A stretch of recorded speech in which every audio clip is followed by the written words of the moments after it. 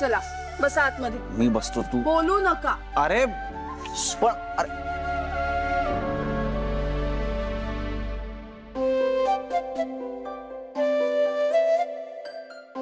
बाळा, हे खूप चिडली आहे, जास्त त्रास देऊ नकोस उगाच.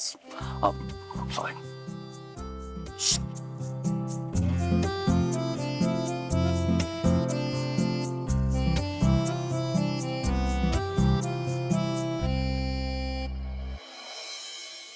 खूप हौस आहे ना तुला माझी परीक्षा बघायची, पण मी सुद्धा हरणार नाहीये. जोपर्यंत माझा मुलगा आणि माझी सून या घरात परत येत नाही तोपर्यंत मी सुद्धा हरणार नाही.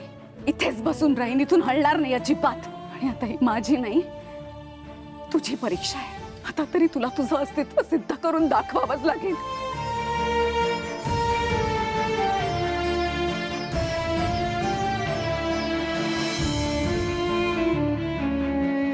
रे संपत, तुझ्या त्या गुप्त पोलिसाकडून काही कळलं काय?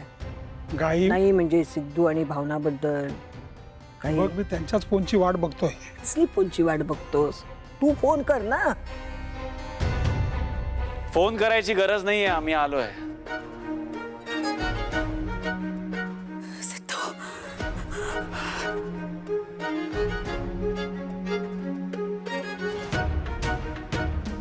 सिद्धू, भावना,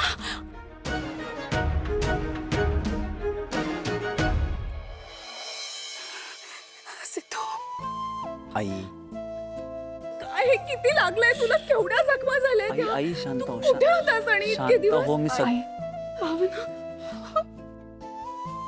आई तुम्ही जरा शांत व्हा, सगळं सांगतो आम्ही. शांत. तुम्ही आधी बसा, आधी तुम्ही बसा. मी पाणी घेऊन येते तुमच्यासाठी, तुम्ही बसा. बरं.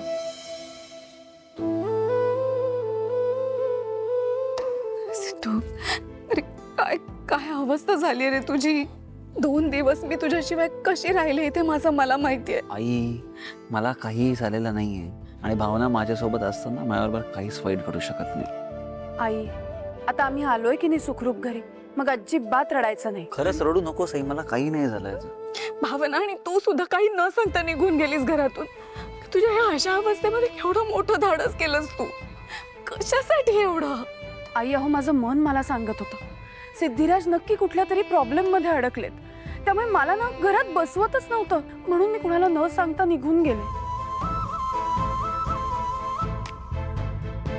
हो, स्वतःच खरं करत घरी न सांगता तू निघून गेलीस. स्वतःला महान बनवायचं होतं ना.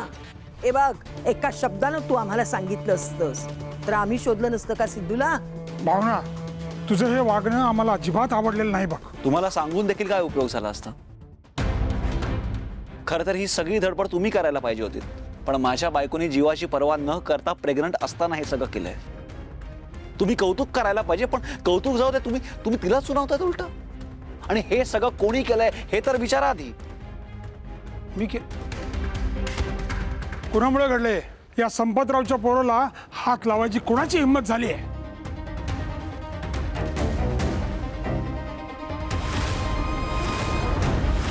या या या निलांबरी गाडे पाटील या.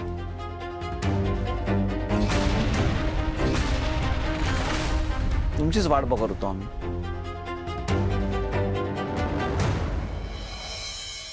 हा पप्पा, तर तुम्ही काय विचारत होता की मला गायब करायची हिंमत कोणाची झाली, हेच ना?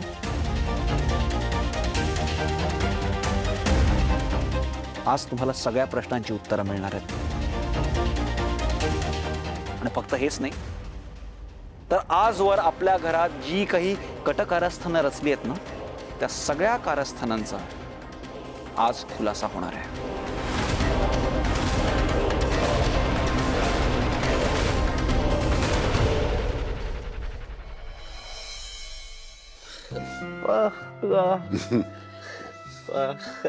बरोबर बोलतोयस.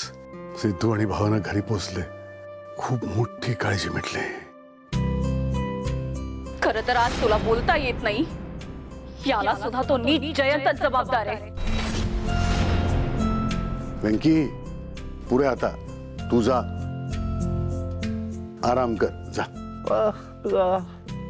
पुरे जा.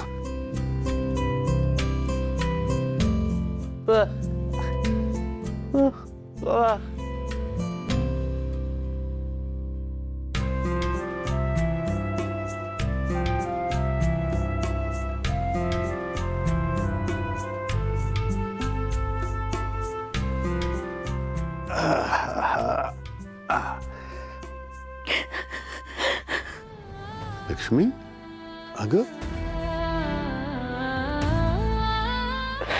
लक्ष्मी अगं आता का रडतेस तू? अगं सिद्धू आणि भावना आले ना घरी परत. अगं आता काही काळजी नाहीये आपल्याला. काळजी मिटली अगं आता. व्यंकीची ही अवस्था आहे ती कुणामुळे माहिती? जयंतमुळे. काय? मला आजच कळलं, जानूमुळे कळलं. व्यंकी आणि जयंत लहान असताना हे एकाच आश्रमात होते, माहिती आहे ना तुम्हाला? तर तेव्हाच त्या जयंतने असं काहीतरी केलं ज्याच्यामुळे आपल्या व्यंकीची ऐकण्या बोलण्याची शक्ती निघून गेली. आपल्या व्यंकीला माहितीच नाही, तो बिचारा बाबडा इतकी वर्ष हे सहन करतो. हा जयंत यांनी माझ्या पोरीचं पण आयुष्य उद्ध्वस्त केलं, व्यंकीचं पण. आता नाही, लहानपणापासून विकृत आहे. हो, लहानपणापासून. आता तुम्हाला जे वाटतंय ना, मला कळलं तेव्हा माझी पण अवस्था हीच झाली होती. आपल्याला कायदा न्याय मिळवून देईल ना, हो. घडेल ना त्याला शिक्षा. लक्ष्मी एक सांगतो तुला, जर कायद्यानं त्याचं काम केलं नाही ना तरी हा पाप जयंतला सोडणार नाही. जयंतला शिक्षा नक्की मिळणार या कृत्याची.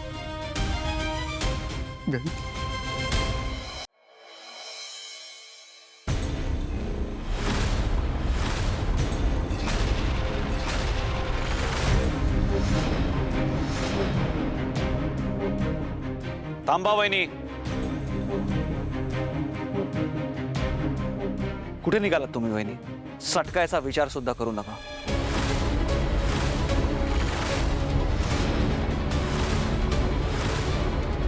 पप्पा, तुम्ही विचारत होता ना मला की माझी ही अवस्था करण्यामागचं नेमकं कारण काय, कोणी केली ही अवस्था? तर या प्रश्नाचं उत्तर नीलांबरी वहिनीच देतील.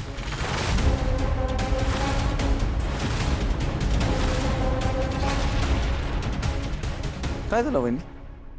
बोला की. मी? पण मी काय केलंय आणि माझा काय संबंध? तुमचा काय संबंध? तुमचा काही संबंध नाही? बोला ना, काहीच संबंध नाही का? का स्वतःचीच कारस्थाना बोलताना बोबडी वळली तुमची? सिद्धू, हे बघ, विनाकारण माझ्यावर आरोप करू नकोस. हा, नीलांबरी वहिनी, मी पुराव्यांशिवाय काहीच बोलत नाही. तुमचे सगळे गुन्हे कळलेत मला. पप्पा, आजी, मला गायब करणारी व्यक्ती दुसरी तिसरी कोणी नसून नीलांबरी वहिनीच होत्या.